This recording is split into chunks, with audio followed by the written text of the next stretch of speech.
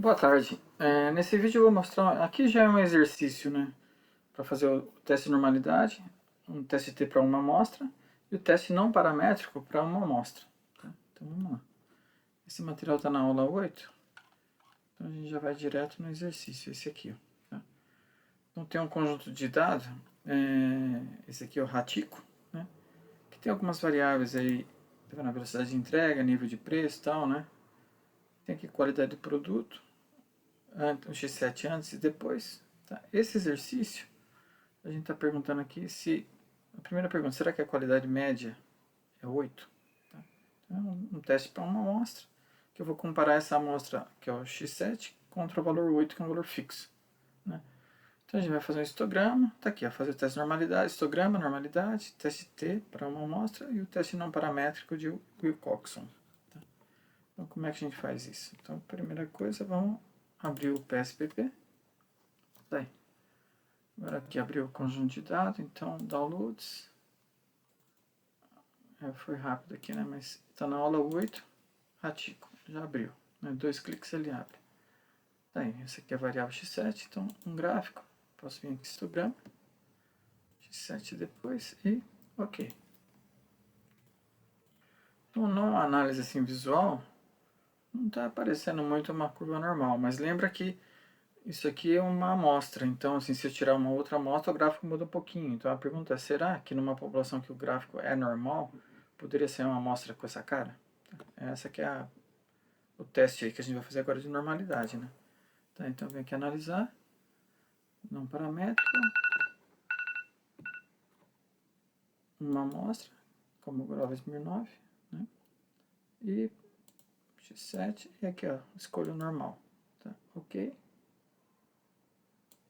Foi. Aqui eu tenho a saída, o que me interessa é o resultado final aqui embaixo, ó. Significância assintótica, bicaudal, 0,38. Então ele está aceitando a hipótese que a população tem uma distribuição normal, né? Tá lá. Legal, porque isso permite a gente fazer teste paramétrico, né? Então essa foi a... Então a gente fez o histograma e fez o teste de normalidade. Falta, vamos fazer o teste T aqui para responder essa pergunta. Será que a qualidade era 8? Ou pode ser 8? Ó, pelo gráfico aqui, ó, já dá uma dica pra gente que essa amostra, a média deu 7. Quer dizer, lembra, né? De amostra para amostra, esses números todos vão mudando, né? A média aqui pode ser 7, 7,5, 8, 6,5, tá? Mas a pergunta é, será que eu posso ter uma população cuja média é 8 e quando eu tiro a amostra sai uma delas com o valor 7? É isso que eu quero saber, né? Então vamos lá. Então analisar, comparar médias, teste T para uma amostra, essa é a variável, e o valor de teste é 8. Aqui só um detalhe, nas opções, tem no intervalo de confiança 95%, a gente combinou desde o início do curso que é trabalhar com, lembra, o nível de significância de 5 ou o nível de confiança de 95. Tá? Então, tanto faz. Ok? Foi. Então aqui ele deu a saída, né? Então são duas tabelinhas, a primeira tem o tamanho da amostra que é o 100, a média é 6,97. Lembra, no gráfico ele arredondou para 7, né? Desvio padrão e o erro padrão da média. Lembrando que esse erro padrão é o desvio padrão dividido pela raiz quadrada do n. Né? Ele serve para calcular o intervalo de confiança da média. Né? O que mais? Aqui embaixo tem o teste. Então se você olhar aqui, ó, valor T, grau de liberdade, significância. É esse cara aqui que a gente vai usar. Como ele está menor que 5%, a gente rejeita a hipótese que a média na população seja igual a 8. Está aqui. Né? Só isso. Se quiser analisar pela intervalo de confiança de diferença, também dá uma olhada. O valor de teste foi 8. Se eu pegar 8 e o valor da amostra 6,97, subtrai um do outro, vai dar 1 e um pouquinho, né? Tá aqui, ó, 1,03. Tá negativo porque ele fez a amostra menos o valor de teste, né? Tudo bem. E esse valor é a diferença média. Se eu criar um intervalo de confiança, ele vai ter um limite inferior um pouco abaixo e um limite superior um pouco acima, que está aqui do lado de cá. Então, um pouco abaixo de 1,03 é 1,34 negativo. E aqui 0,71 negativo. Como os dois são negativos, não inclui o zero. Então, eu rejeito a hipótese que a média seja 8. Tá? Então, ou eu analiso pelo SIG, ou eu analiso pelo intervalo de confiança de diferença. Eu sugiro ir direto pelo SIG, porque a gente vai ter um monte de teste e e fica mais fácil analisar assim. Para terminar, agora tem o teste do Wilcoxon. O que acontece? Se a gente vê aqui no que é intuitivo, né, a amostra, aqui é o não paramétrico, uma amostra. Se clicar aqui, na verdade o que ele está dando é o teste de distribuição. Ele não está dando o teste de comparação de média. Então a gente vai ter que fazer um truquezinho aqui.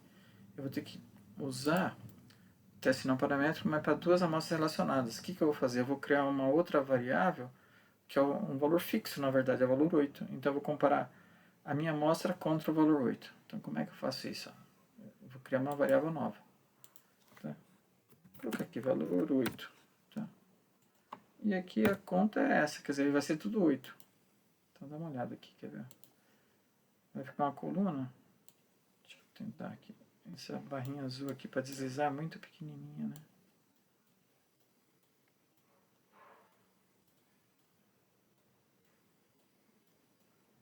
Ó, difícil para pegar. Eu vou com o mouse mesmo. Daí, a última coluna que foi que eu criei agora, você vê que é tudo valor 8, né?